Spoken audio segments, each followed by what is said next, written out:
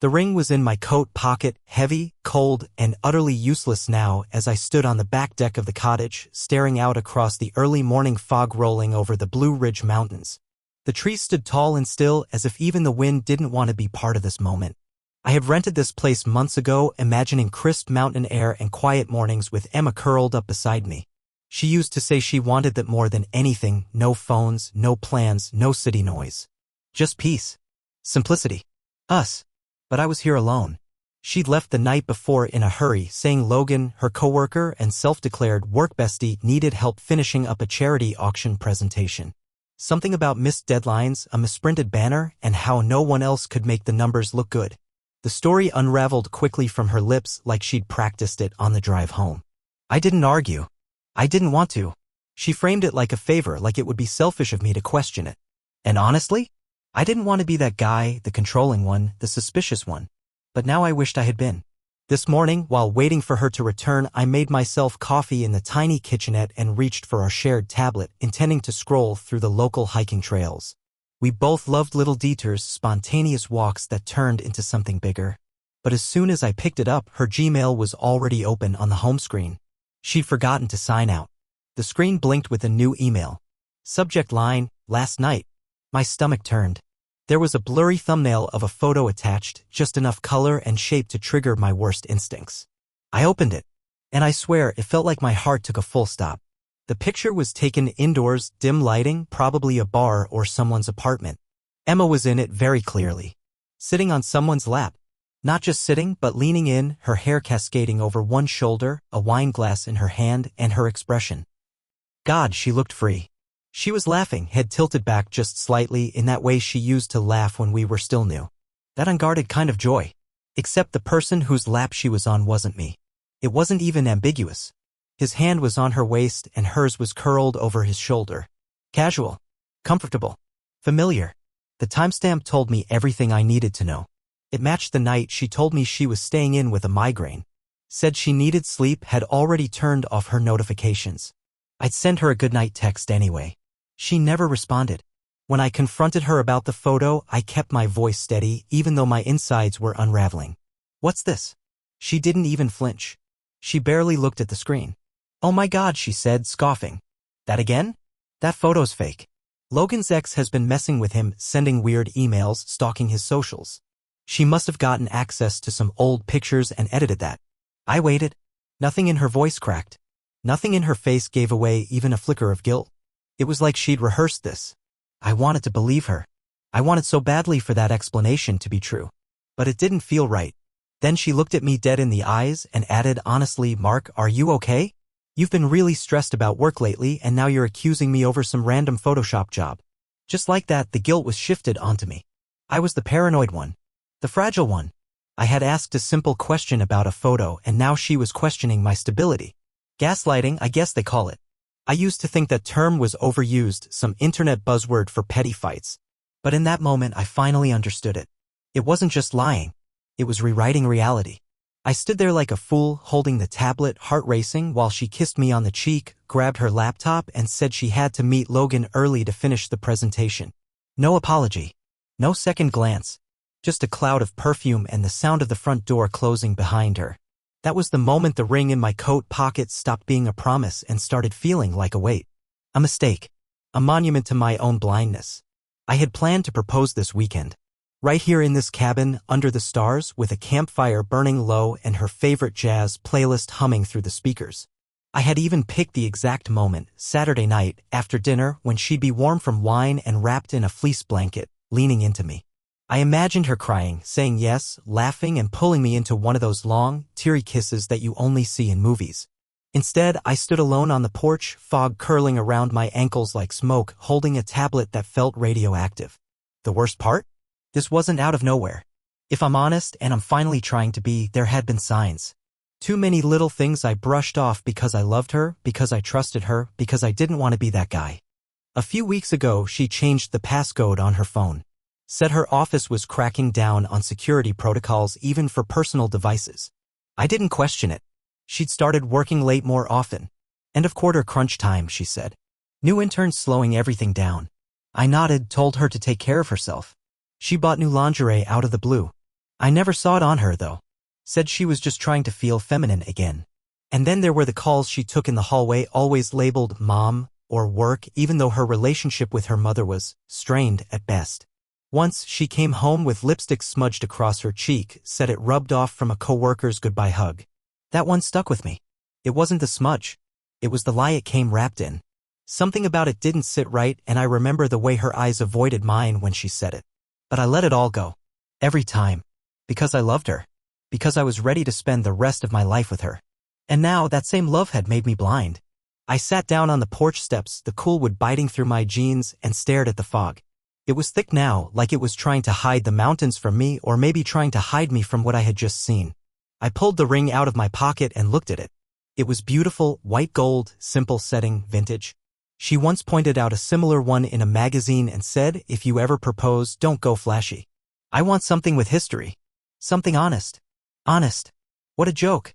I turned it over in my fingers, imagining her reaction if I had gone through with it. Would she have said yes and kept the affair going? Would she have ended it out of guilt? Or would she have found some way to justify it, to make herself believe it wasn't cheating if it didn't mean anything? I don't know what's worse, the betrayal itself or how easily she made me doubt myself for noticing it. That's when I knew this weekend wasn't going to be what I planned. There would be no proposal, no firelight confession, no new chapter beginning with a kiss and a ring. Instead, it would be the start of something else. I didn't know what yet, but the seed had been planted, and it was already starting to grow. After she left that morning, I just sat there on the porch with the ring in one hand and my coffee going cold in the other. It was strange how fast something can shift from hope to nausea. It wasn't even the photo anymore. Not really. It was what it unlocked. Once you see a crack in the wall, you start noticing how far it runs. I tried to distract myself at first, walked a trail behind the cabin, flipped through an old hiking guide left by the host, even made myself a pathetic attempt at scrambled eggs. But the silence in that cabin was deafening. And the longer I sat with my thoughts, the more memories started crawling back. Moments that hadn't meant much before now took on a different tone. The first one that hit me was the new passcode on her phone. I remembered exactly where we were at a food truck festival last month. She was scrolling through Yelp, trying to find the vendor with the dumplings she liked. I leaned over to help and her screen locked. She quickly pulled it away and typed in a new code, one I didn't recognize. You changed it? I asked casually. She barely looked up. Yeah. Work's getting weird about security stuff. They want us to keep things separate. I shrugged it off, even joked that maybe she had some state secrets hidden in her notes app. She laughed. But it was a tight laugh, like it didn't quite reach her eyes. I thought maybe I was imagining that. Now, I wasn't so sure. Then there was the lingerie. That had thrown me at the time. She came back from a shopping trip with a Victoria's Secret bag, something she hadn't done in years. We weren't prudes or anything, but she'd always preferred cozy over S*XY. Flannel over lace. And suddenly she was buying matching sets in Berg*NY and black? She showed me the bag but didn't model anything. Just gave me a wink and said, maybe I'll surprise you later. She never did. I figured maybe she was just trying to feel good in her own skin. That's what she said anyway. I've been feeling kind of dull lately. Wanted to shake it up. I told her she was beautiful as is. That she didn't need any of that to be attractive. She smiled, kissed me on the cheek, and said, you're sweet. But sometimes a girl needs it for herself. She didn't need it for herself. She needed it for someone else. That realization hit me like a punch. Then came the late nights. At first, they were rare. Once, maybe twice a month. Then they became weekly. Then almost every other day. Always the same explanation. Work was slammed, she had to help onboard someone new, there was a deadline, a happy hour, a team dinner. There was always something. And every time I told myself not to be insecure. Not to be the jealous guy. I even remember one specific night, maybe 3 weeks ago, when she came home smelling like wine and something else. Not quite cologne, not quite deodorant, but definitely not hers. I'd leaned in to hug her, and she froze. Just for a half second. But it was enough for me to notice. You okay? I asked. Yeah, she said quickly. Just tired. Then she pulled away, walked into the bathroom, and I heard the shower run for 30 minutes. I stood in the hallway like an idiot, staring at the door and trying not to let my mind go to the worst places. I had told myself back then it was nothing. That people are allowed to be tired, to need space, to have bad days. That maybe I was the one being unfair.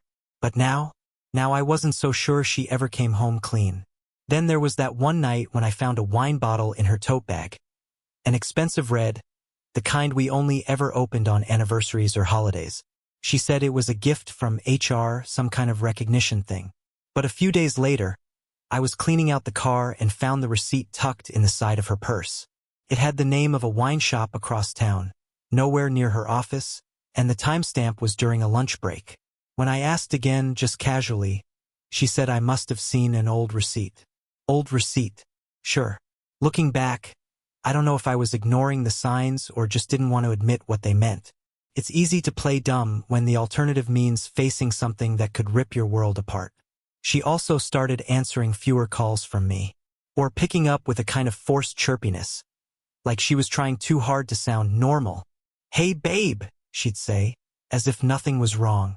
But the background noise didn't match her stories. Once she said she was at Target, but I heard music in the background, live music like a bar or a restaurant. I remember hanging up and staring at my phone for a while, feeling this weird, cold disconnect creep in. I told myself she was probably just passing by a street performer.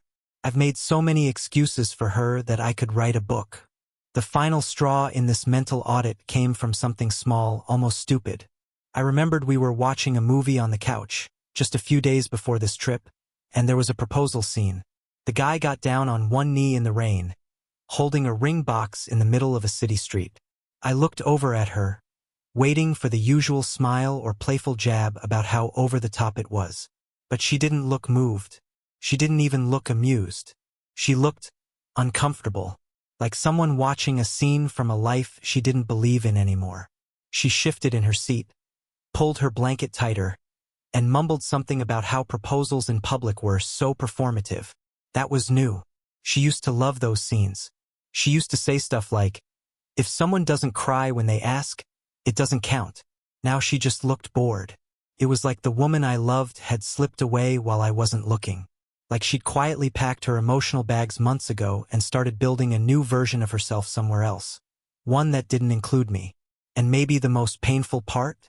She didn't even try to hide it that well. It wasn't just the emails or the lipstick or the wine. It was in the silence between us. The way she started choosing her words more carefully. The way she stopped texting me random jokes in the middle of the day. The way she started putting her phone face down every time we sat down to eat. You don't notice those things right away. They sneak in slowly, like frost on a window pane. One layer at a time until suddenly you can't see through it anymore. I stood up from the porch, the ring still in my hand, and walked to the edge of the gravel drive. The trees stood like sentinels, tall and disinterested. I wanted to scream. I wanted to throw the ring as far as I could into the woods. I wanted the wind to take it and bury it in the dirt. But I didn't, because part of me wasn't ready to let go. Not yet. Instead, I slipped the ring back into my coat pocket and walked inside, sat down on the worn leather couch and tried to breathe. I was starting to realize something I never thought I'd feel about Emma. I didn't know her anymore. And the version of her I used to love? I don't think she exists. I thought I'd already accepted the truth. I thought I'd seen enough.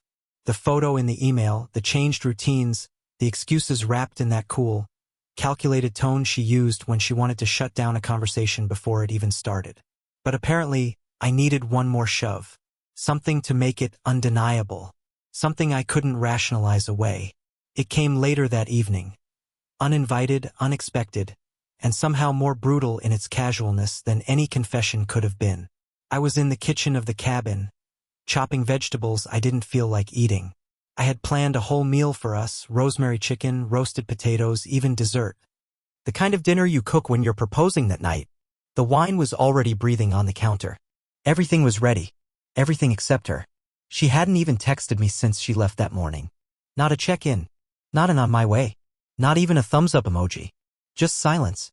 I was trying not to spiral again, trying to stay grounded when my phone buzzed on the counter. I wiped my hands on a dish towel and picked it up. Just a notification from Instagram. It was a story reposted by a local nightlife page Emma used to follow. I almost didn't open it. I figured it would be some cocktail photo or tourist boomerang of someone clinking glasses with a sunset in the background. But my thumb moved on autopilot. And there she was. Emma. In the red dress. The one she asked about earlier that week. "Is this too much?" she had said, holding it up in front of the mirror. "You don't think it's trying too hard?" I told her she looked incredible because she did. I thought maybe she was planning to wear it this weekend. Maybe she hoped I'd propose. That's what I told myself. But in the video, she wasn't in a cabin. She wasn't alone. She was at a rooftop bar in Asheville, an upscale lounge we used to go to before everything got so complicated. The video was short, maybe 7 seconds. Blurry. Loud music in the background, the clinking of glasses, laughter. But not hers. Not at first. She was sitting in a curved booth, champagne flute in hand, angled toward Logan. Her body language was relaxed, casual in a way that only comes from familiarity. She was laughing at something he said. Then he leaned in close, too close, and whispered something in her ear. She didn't pull back. She smiled. Then she kissed him. First his cheek, then his lips. Not a quick peck. Not a mistake. Her fingers rested on his chest like it was the most natural thing in the world. And then she laughed again, free, unbothered. I didn't even have to zoom in. Her name was tagged in the story. At @mcarter_. I just stared at the screen, my pulse thudding in my ears. I watched the video once. Then again. Then a third time, even though I already knew I wouldn't find anything new. It was all there, the smile I used to live for, now aimed at someone else. The *Macy. The comfort. The lie. It was like watching the final scene of a movie you didn't know you were in. And realizing you were never the lead. I felt this strange detachment wash over me. Not fury. Not sadness. Just a numb sort of acceptance, like my brain couldn't register any more shock without short-circuiting. I sat down at the kitchen table and let the silence wrap around me. Even the birds outside had gone quiet. That dress. That bar. That man. She had asked me about the dress like she needed my permission to cheat in it. I reached for my laptop. Opened our shared calendar.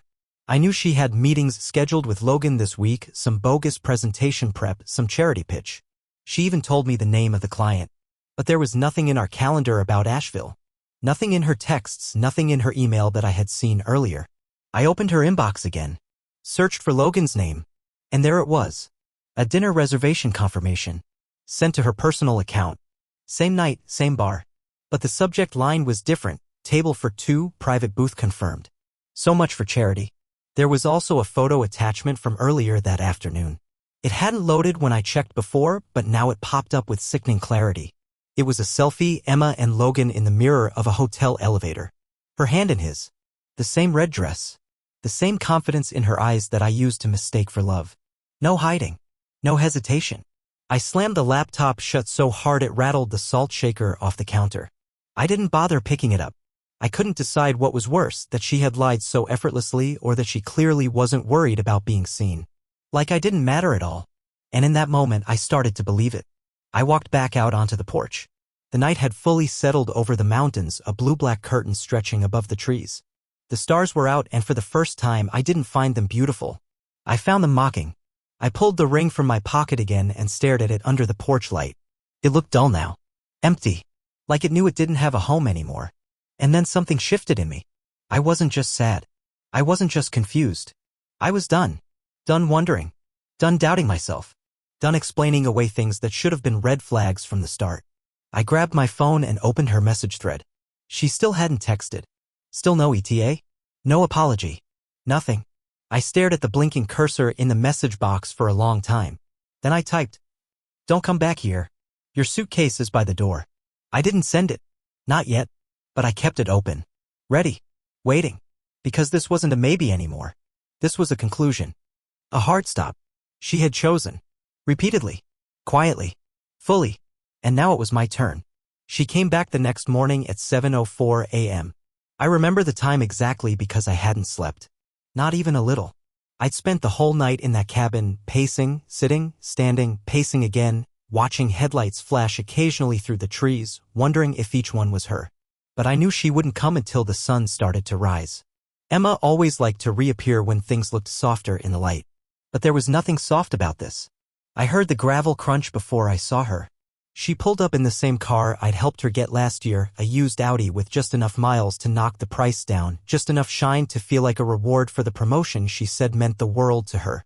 I stood by the front door, coffee in one hand, her suitcase already packed and waiting beside me. I hadn't touched the ring again. It was still in my coat pocket, right where it didn't belong anymore. She stepped out of the car, still wearing yesterday's casual clothes, leggings, sneakers, hoodie. The dress was gone. So was the confidence I saw in the video. She looked smaller somehow. Like the weight of her choices had finally caught up to her spine. She held 2 cups of coffee in a cardboard tray, trying to balance them like this was just a normal weekend morning and not the end of something permanent. When her eyes landed on the suitcase, she froze. And then she looked at me. No words. I didn't say anything either. I just sipped my coffee and held the door open, not to invite her in, but to let the silence fill the space between us. Her lips parted like she was searching for the right opening line in a place she didn't rehearse. I brought your usual, she said, voice barely above a whisper. I didn't respond. She stepped closer, hesitant now, like the ground might break under her shoes. I could see the panic starting to surface behind her tired expression, that desperate flicker of please say something. I didn't. Instead, I bent down, picked up the suitcase, and handed it to her like I was returning a borrowed item. She reached out, but her hands were shaking. The cups of coffee trembled in the tray. Mark, she started. Can I come in? I looked her straight in the eyes. For what? She blinked. To talk. I don't need a speech, I said calmly. I already saw everything. Her throat tightened. I saw it. She swallowed hard, like she was trying to force the lie back down before it escaped. I didn't mean for it to. Don't, I cut in. Really? Don't insult both of us. The wind shifted, rustling through the trees, but everything else was still. Even the birds seemed to hold their breath. She opened her mouth again, and for a second I braced for the usual tactics: denial, deflection, emotional acrobatics. But what she said surprised me. I never meant for you to find out like this. That stung more than I expected. Because it was honest. That's the part that hurt. She wasn't sorry she did it. She was sorry I found out.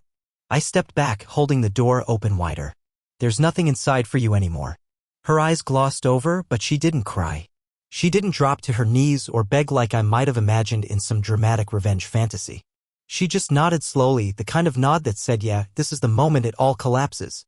She took the suitcase from my hand, set the coffee tray down on the railing, and didn't speak again. She walked away. No apology. No excuses. No fireworks. Just a slow retreat down the gravel path, the wheels of her suitcase bouncing over the rocks.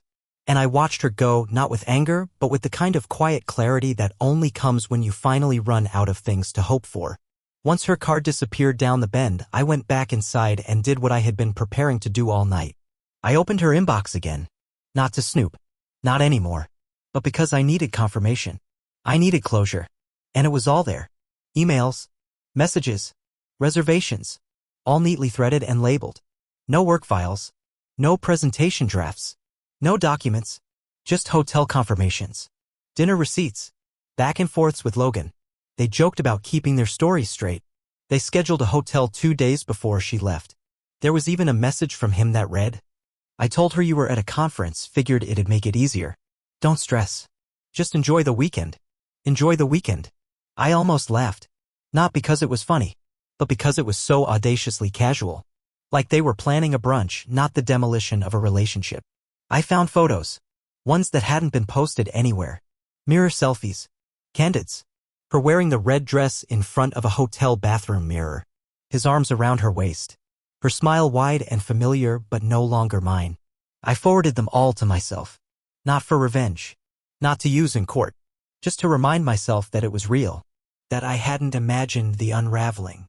I closed her account, shut the laptop, and finally, opened my own email and canceled the lease renewal on our apartment. I wasn't going back. I called the movers, set a date, booked a hotel in a city 3 hours away, one she'd never want to visit. One that didn't carry the smell of her perfume in every coffee shop. I called my job and gave my notice. They tried to talk me out of it, but I didn't explain. I just told them I needed to go. They understood more from my silence than any explanation could provide. I closed the joint accounts, transferred everything into my name, canceled the credit card we shared. I even called the jeweler. I'd like to repurpose the ring, I said, voice even. Keep the stone, melt the band. No, it's not for anyone else. Just make something simple. Something honest. The woman on the other end paused. Then said, I understand. And somehow I think she did. By the end of the day, every trace of our life together was either packed up, shut down, or scheduled to disappear. There was no rage, no shouting, just quiet removal, like wiping down a whiteboard at the end of a lesson that went off the rails. And when I finally sat on the couch, alone, surrounded by half-packed boxes and the last fading scent of her shampoo, I felt something I hadn't expected. Relief. Back inside the cabin, everything felt too quiet. The kind of quiet that hums behind your eyes and makes your thoughts louder. I sat for a long time after she left, just sitting, surrounded by folded blankets, untouched wine, and the shell of the evening I had planned. The night that was supposed to start the rest of our lives together. I stood up and slowly walked to the table, where her untouched coffee still sat in the tray she brought. The lid was slightly askew, steam long gone, just 2 cups of something that was never meant to fix anything. I poured them both down the sink. The next few hours were mechanical. I didn't cry. I didn't scream. I didn't throw her clothes out the window like a soap opera scene. I just acted. First, I pulled out my laptop. The list I'd started in my head overnight now spilled out in bullet points. Apartment lease, bank accounts, insurance, utilities, shared streaming services. Everything that had the faintest trace of us needed to be stripped down to me. I canceled our lease. We had another 3 months left, but I wasn't staying there. I didn't want to wake up in a bed that still smelled like her shampoo or past the mirror in the hallway where she used to stop and check her makeup before going out. Sometimes to see me, sometimes not. Next was the joint bank account. I transferred my half into a separate account under my name. She could keep the rest. I didn't care anymore. Money was just money. I was done measuring fairness in numbers when she had already robbed me blind of trust. Then the subscriptions. Spotify Family Plan, gone. Netflix, Hulu, Prime, all of it. I even deleted the shared grocery list app we'd used since our 3rd year together. We had categories for everything: snacks, cleaning, date night supplies. It was stupid how int asterisk made something like a shopping list could feel once it was gone. I changed every password I could think of. My email, my bank logins, my social media. Deleted her face from my phone's Face ID settings. Removed her fingerprint from the backup scanner. I even reset the car's Bluetooth connections. Hers had always come up first when we got in together. Then came the photos. Hundreds of them stored on my phone, my computer, even backed up to the cloud. Trips to the coast. Sunday morning pancakes. The day we brought home our rescue dog, who now lived with her parents, because she couldn't handle the commitment. I didn't delete them, not yet, but I moved them all into a single folder called Archive. Then I buried it inside another folder called Taxes. I figured that would keep me from stumbling across them by accident. And if I ever needed a reason to revisit what went wrong, it would be there, like a time capsule of how much someone can change while still sleeping beside you every night. The only thing I didn't touch was the ring. It stayed in my coat pocket, heavy as ever. That afternoon, I drove into town, found a tiny jeweler tucked between a bakery and an antique store, and walked in with the box in my hand. The woman behind the counter was in her 60s, warm but sharp-eyed, like she'd seen 100 broken-hearted men before me. "I want to repurpose this," I said. She opened the box and raised an eyebrow. "Engagement. Supposed to be." "Ah." She didn't ask questions, just nodded and brought out a small tray of plain gold samples. "I want to keep the stone," I said, "but I don't want it for a ring. Something simpler. Something I can wear that doesn't pretend to be a promise." She thought for a moment, then showed me a design for a pendant, nothing flashy, just a small mount for the stone on a sturdy chain. I nodded. Perfect. When she asked for an inscription, I told her no. This wasn't a memorial. It was a reminder.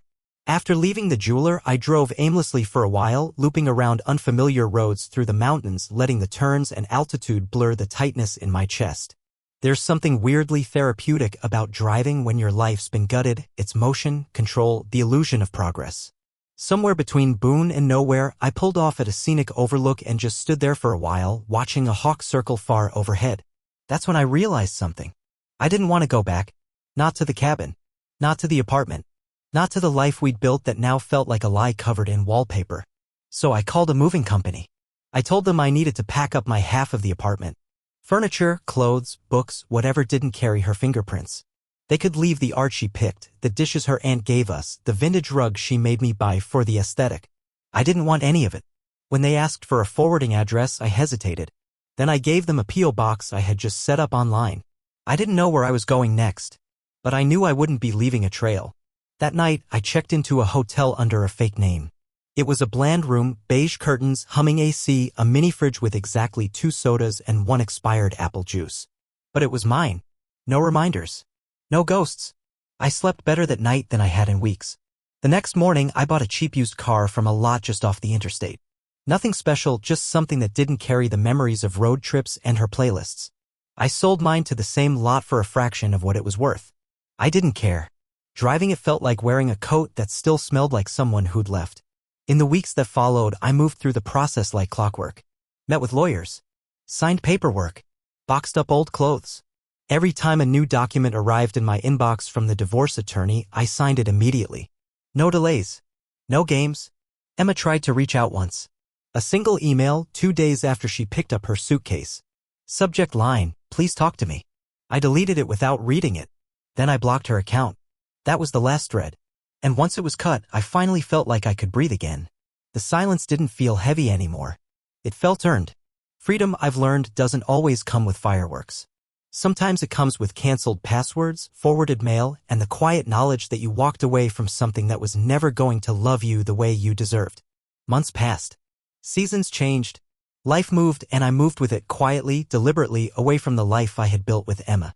I didn't chase closure. I didn't scroll her socials from my real account.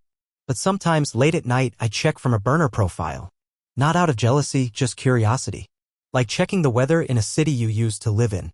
At first, she seemed radiant. Brunch photos with Logan. Yoga selfies. Sunset sh*ts with hashtags about healing and renewal. The kind of curated piece people post when they're trying to convince everyone and themselves that they're fine. But as fall turned to winter, I noticed the shift. Logan disappeared. The captions got vague, quotes about growth, forgiveness, starting over. Her smile was thinner. The background of her photos started looking more like her apartment and less like rooftop bars. Her likes and comments dwindled. She stopped tagging friends. A mutual friend eventually reached out, said she heard through the grapevine that Logan had left. Something about a messy argument, accusations from Emma's past. I didn't ask for details. I didn't need them. What I did learn quietly, through friends who didn't know they were feeding my curiosity, was that Emma's pattern didn't start with me and it hadn't stopped after me either. There was someone before me. And, apparently, someone after Logan too. Temporary fixes for an emptiness she couldn't sit still with. A former coworker sent me a photo one day. Emma working a retail job at a mall on the edge of town. Same girl, different posture. Shoulders rounded. Head down. Folding sweaters in silence. No filter. No spotlight. Just small. He asked if I wanted him to delete the photo. I told him no. I didn't need it for revenge. I didn't feel victorious. I felt distant. Emma had become a person I used to know. A headline I didn't need to click. Watching her stumble through the fallout of her own choices didn't bring me any joy. Just confirmation. She had burned the bridge. I hadn't walked away to punish her. I walked away to survive. 2 years later, I found myself in Tennessee with someone new. Her name was Clara, warm, patient, steady in the ways that didn't scream for attention but felt like home. We stayed at a small bed and breakfast outside a sleepy town, the kind of place where mornings started with fresh biscuits and strangers said good morning like they meant it. On the second day, we came down for breakfast. The hostess greeted us with a smile and handed out coffee. Her face was half turned from the light, but the name tag caught me off guard. E. Carter. I froze.